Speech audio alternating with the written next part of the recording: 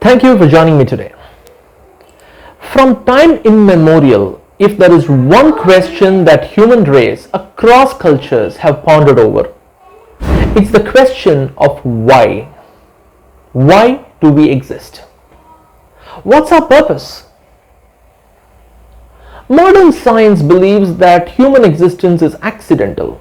It just so happened that in the chaos of the universe, we, humans, this entire earth and ecosystem just happened by chance. So there is no real purpose to human life. But even scientists, a large section of them, who are so familiar with the intricacies of nature, can't bring themselves to accept that such complicated and nuanced life happened just by chance. The probability of everything accidentally coming together just in the right proportion is next to impossible. Think of genes, that is the DNA that form the genetic material of all living organisms. DNA stores 1000 times more information in it than the most advanced solid state drive. And in durability, it has no comparison with anything that we have invented as humans, pouring in decades and decades of research and billions of dollars. Anyone with a strong or even a reasonable knowledge of statistics, which most scientists surely have, can't agree that this was a result of a probabilistic roll of dice and by chance all of this came into being. Religions have obviously used this to show the inadequacy of science. The common religious belief is that Earth and all life on Earth was created by an omnipotent God. And this concept, this idea, this theory can easily explain all the scientific wonders that we see around us. It's a deliberate design of an intelligent or super intelligent being and not something that happened by chance. But while this belief in an intelligent God can explain how such a complex universe and life came into existence, religions don't really have a convincing answer to the fundamental question, why? Why do we exist? Or if in a more religious, God-believing way, why did God create human beings? What's the purpose of human life on earth? Different religions provide different answers to this question. Abrahamic religions usually say that the purpose of human life is to obey God, to serve God, and to worship God. These are the three things that you would typically find in Abrahamic texts. It would typically say, I have not created men except that they should serve me. That's what God says. Or in another book it says, here is the conclusion of the matter. Fear God and keep His commandments, for this is the whole duty of man. So this is how religions explain the purpose of earth, Abrahamic religion specifically. Beyond this, there is no other purpose of human life. Now, this view that God created human beings so that humans may serve and worship God obviously opens up a lot of criticism from people that are scientific minded, philosophers, thinkers, etc. Why? We all know that human life on earth is full of miseries. 20% of the world, more than probably 1 billion people, live in extreme poverty every day. 1 in 3 adults globally suffer from chronic diseases.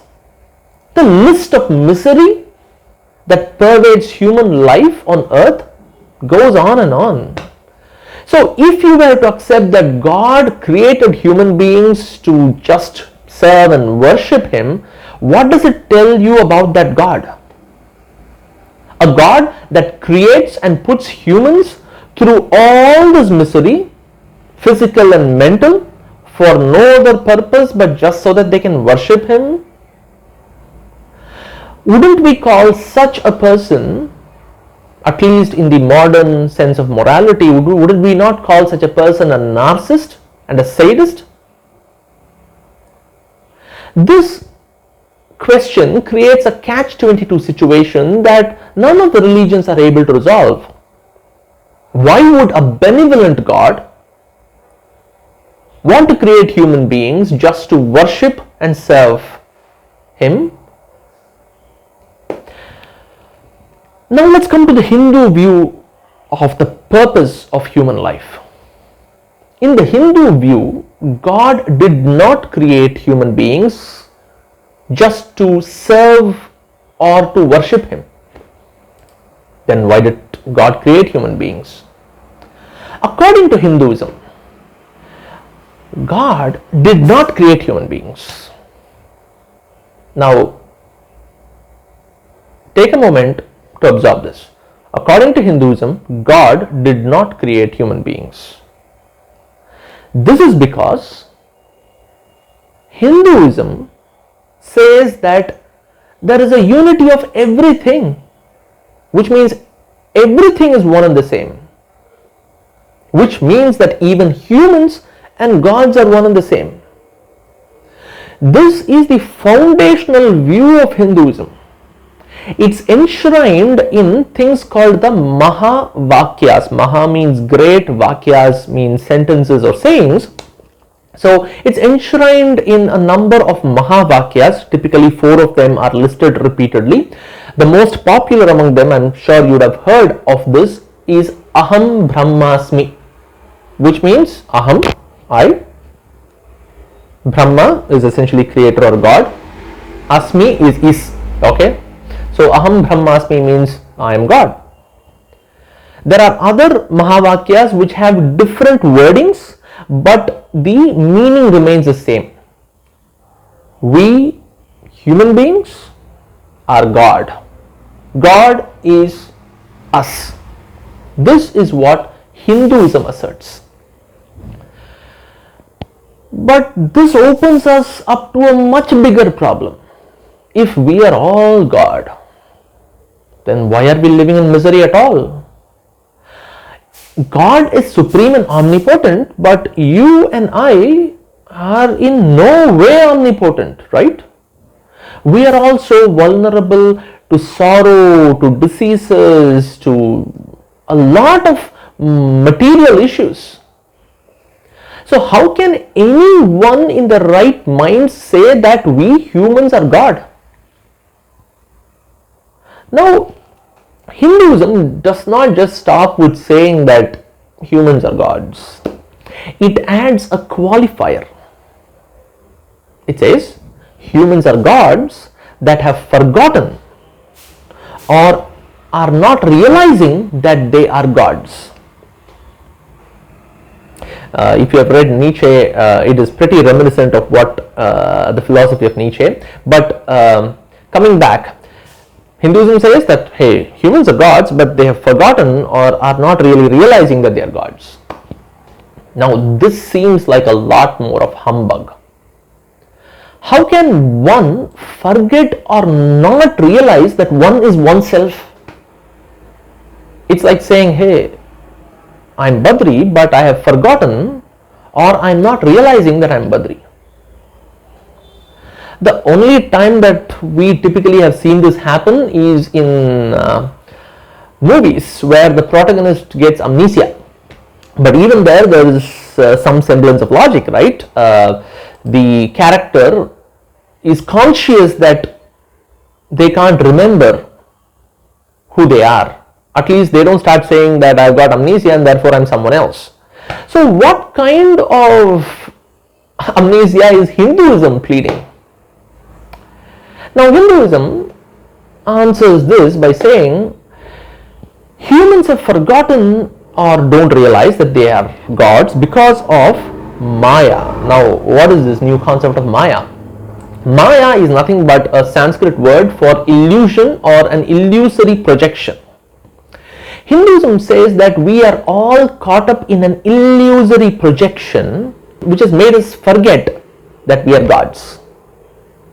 Now, this is a lot more nonsense, right? Illusory projection that makes us forget who we really are. Is there any logic in such a theory? In all of human life across ages, you, me, we have all experienced life for at least quite many years. Have we ever experienced anything of this sort? Have we ever heard anyone saying that they have experienced anything of this sort? Forgetting our true self and acting as if we are someone else due to some illusory projection. Or maybe we have not just heard it from someone, but have experienced it ourselves. Have you ever been to a movie theater, viewing an action or a horror film? Those minutes when we are absorbed in the movie. The hero or the heroine is hanging from the edge of a cliff, or they are swimming for their lives from a bloodthirsty shark in the middle of the sea, or are being chased through dark alleys by a murderer. Our hearts beat faster. Our skin gets goosebumps. Our eyes dilate. And if someone was to suddenly touch us from behind, we would probably give a start and shriek.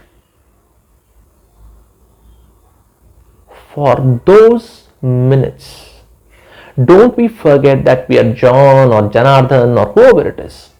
Probably a carpenter, a salesman, a banker, not some seafaring adventurer or a mountaineer. And we are sitting safely in the comfort of a modern theater, probably popcorn in hand, surrounded by society, civil society, even probably by our own family. For that time, we forget ourselves and become the character that we see on that screen. Have we not experienced the same when we play video games? We are so immersed in the game that we become that avatar, trying to shoot enemies on the battleground, trying to survive. Our grip on that game board or the cell phone tightens when we navigate the battlefield. We even mouth invectives and foul language against some other imaginary character, and our body becomes tense. Is it not true that we forget that we are in the safety of our homes and everything on the screen is just a set of pixels, graphics? In that moment, we forget ourselves and identify ourselves with some imagined character. And even more immersive are the new virtual reality games. If you have tried one, it really feels that we are somewhere else. We are in a completely different world. There is a game called Walk the Plank.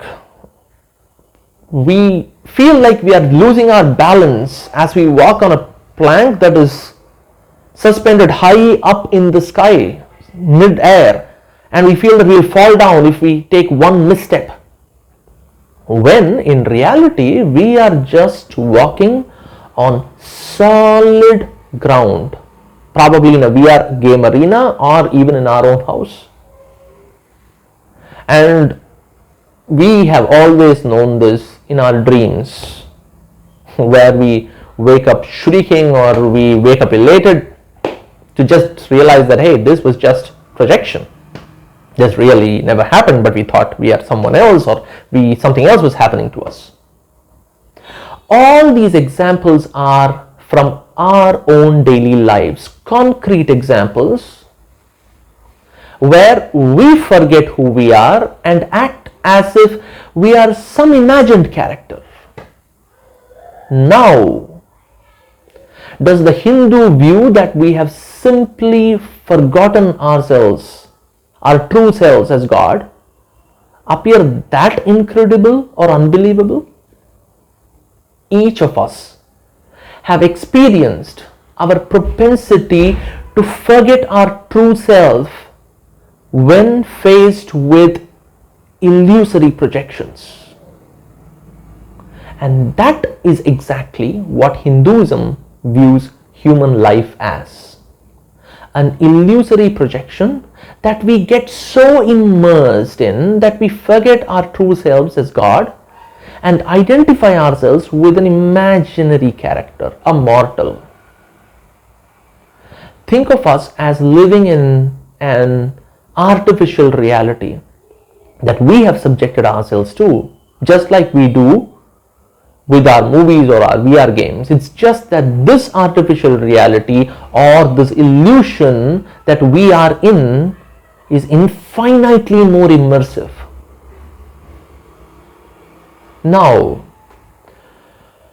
what do you think logically would be or should be the purpose if we are stuck in an artificial reality or illusion? What should be our purpose? If you're stuck in a dream or an artificial reality game that makes you miserable, what should you be doing? Your purpose, logically, should be to get out of that dream or the artificial reality game and get back to reality. That is exactly what Hinduism asserts is the purpose of human life. Extricate ourselves from this illusory projection called the Maya in Hinduism and realize who we truly are. Now, how do we extricate ourselves from this artificial reality, this Maya, this illusory projection?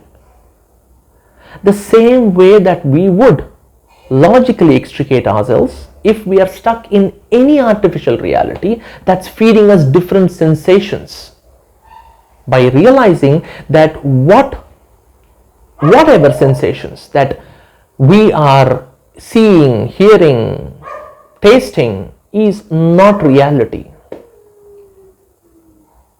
But how do we achieve this? How do we achieve this extrication from this illusion when we are so caught up in this immersive illusion? That is the entire purpose of Hinduism. To give us ways, means, tools and techniques that can help us escape this Maya or illusory projection and realize who we truly are. Achieve that self-realization which Hinduism asserts is the true purpose of human life. Thank you.